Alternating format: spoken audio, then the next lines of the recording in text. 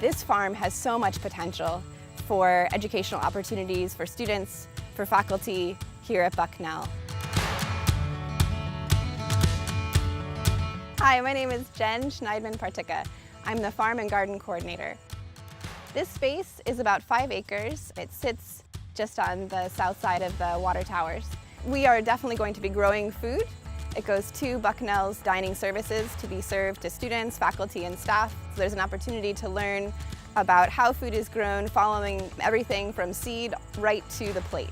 Part of the farm is going to include an outdoor classroom, so faculty could bring their class to an outdoor green space, have a class outside, even if that class is not necessarily related to any kind of topic with the farm.